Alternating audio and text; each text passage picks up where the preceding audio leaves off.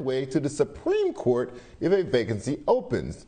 Brown-Jackson's confirmation is even more significant, with then-candidate Joe Biden saying this during a CNN Democratic presidential debate. I committed that if I'm elected president and have an opportunity to appoint someone to the courts, I'll appoint the first black woman to the courts. It's required that they have representation now. It's long overdue.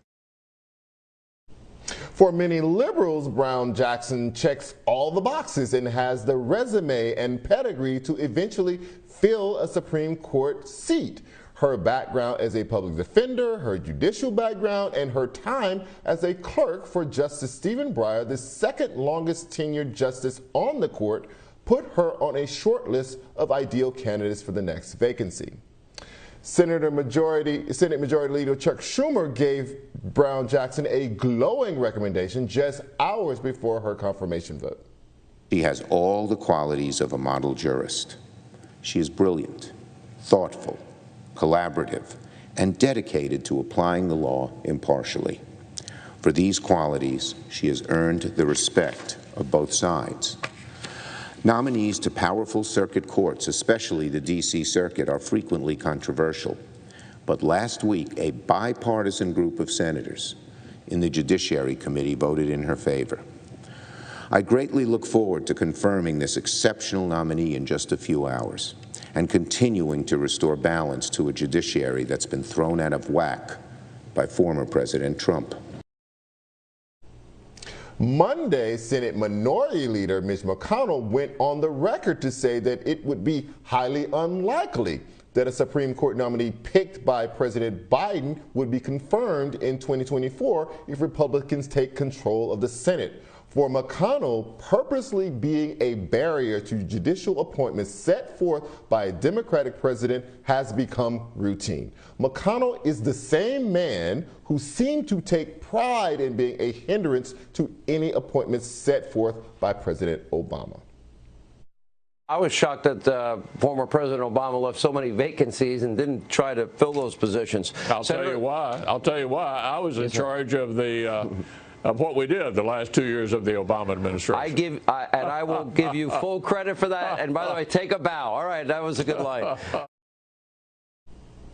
Mitch McConnell's vow to block appointments of a Supreme Court justice primarily because a Democratic president selected the nominee is another example of McConnell exerting his power to disrupt any and everything Democrats attempt to accomplish.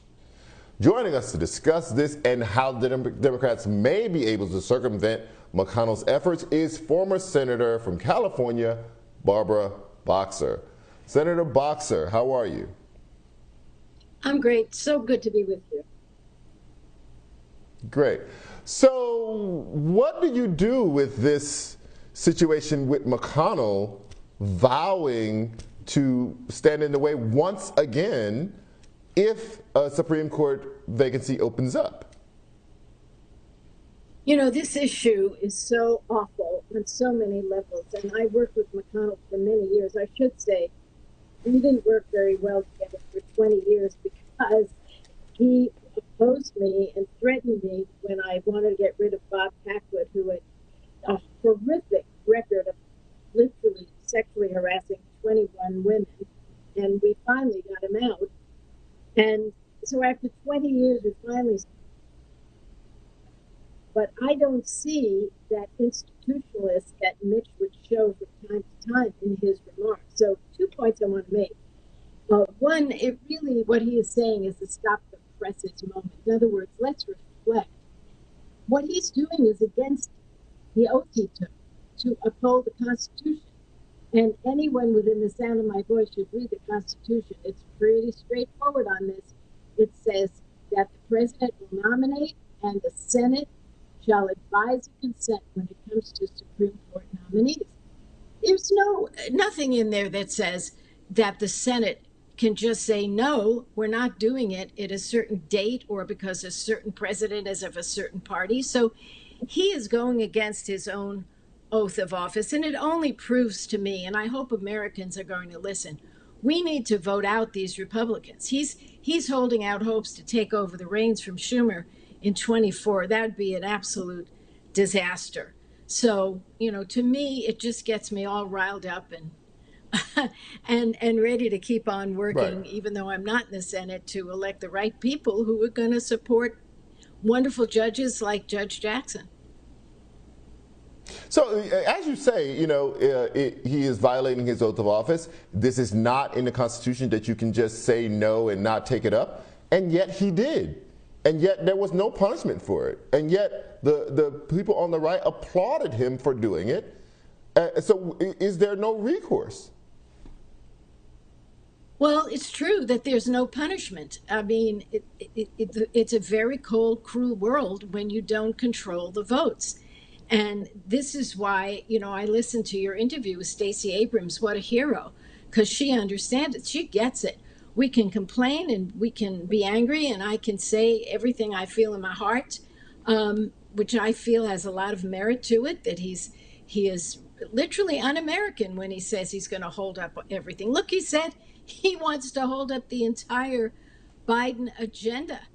And, that in and of itself, the American people should say no to.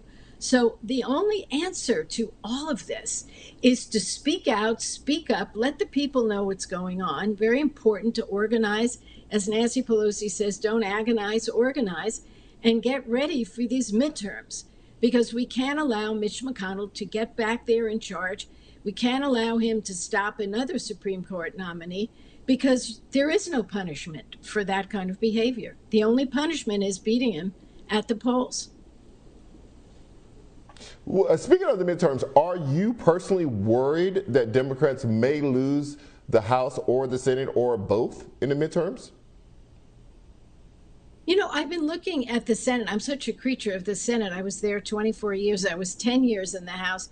I think we have a very good chance to pick up some seats in the United States Senate without going through the list. Pennsylvania certainly one of them, and then Ron Johnson, his seat's another one in Wisconsin. I think we've got a chance. And of course, we need to hold on to the Warnock seat in Georgia. So we have to work very, very hard. We have to stop these voter suppression bills and make sure that people are going to be so angry if we can't stop the bills in the court, because that's where we're going to have to do it. It looks like the Senate isn't going to move on too many bills on voter suppression, but that's a whole other conversation. We could make some progress, but if we don't do enough, people are going to have to overcome. We shall overcome, I'll tell you, because we've got to get to the polls. So am I worried? Look, I'm worried constantly for many because I'm a Democrat and I'm a Jewish mother. So I worry quite a bit about a lot of things, but I don't let the worry turn into pessimism. I kind of agree with Stacey Abrams. We could sit around and saying, are we worried? Let's just get action. And of course, the House is very close, and there's some lunatics over there.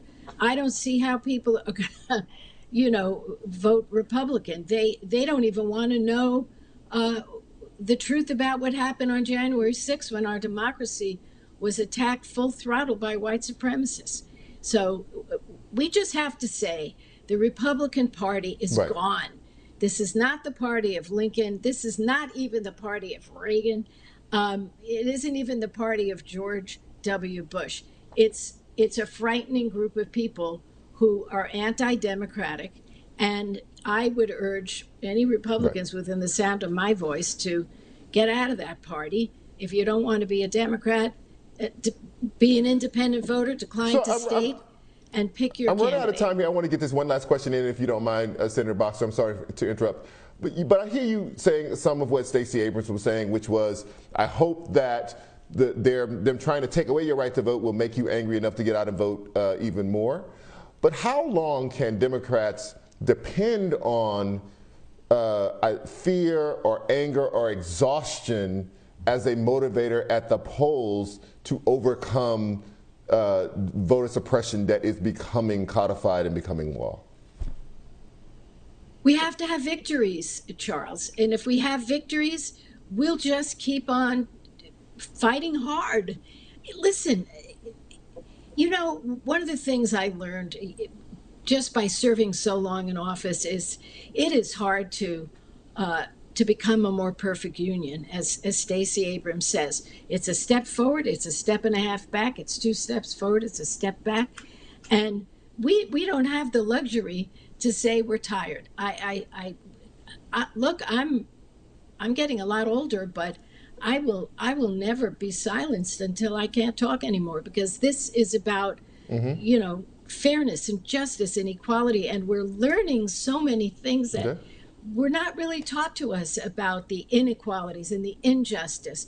So yeah, you want to be motivated by something else, but if you have to be motivated by anger and a sense that we've got to fight, then so be it. Let's go to it. And, you know, we have that. So be it. We've got that bone structure of democracy. We've got to do it. Senator Boxer, I want to thank you so much for coming on tonight. I really appreciate it. Thank you. I enjoyed it. Thank you, Charles.